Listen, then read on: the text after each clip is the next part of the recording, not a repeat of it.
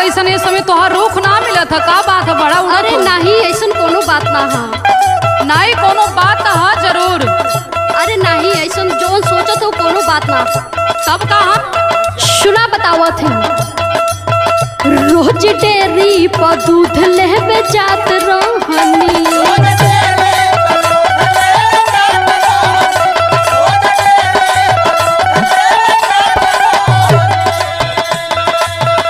कब कबो करत बस बात रहनी।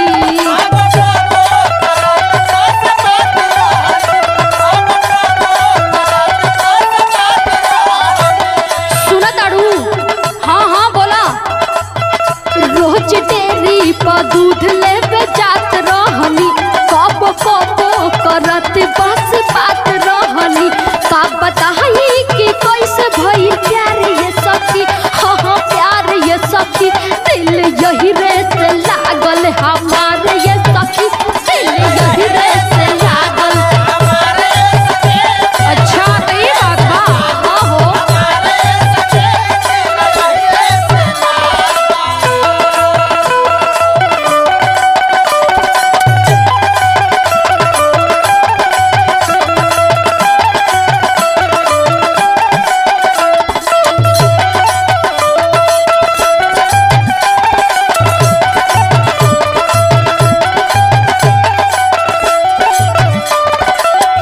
और का भइल हो?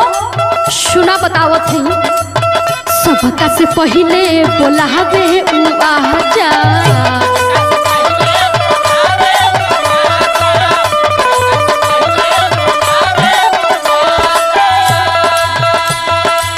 कौन बतिया ही खूब लहलाऊ हो महाजा।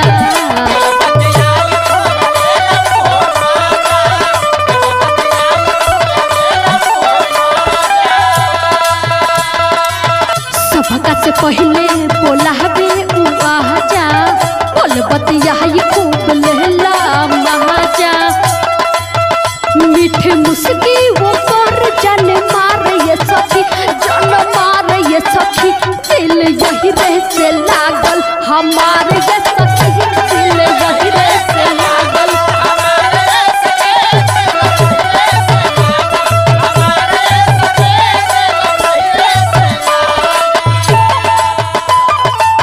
अच्छा हाँ हो, बड़ा स्मार्ट लगेला ना।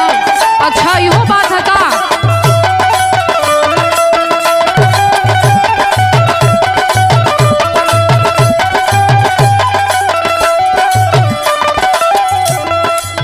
अच्छा और का करत रहू? सुना ये बात कैसे तू बताइहा मत। नहीं नहीं हम केहू से ना बताई। सुना केहू से घरे बतवल न बहनी,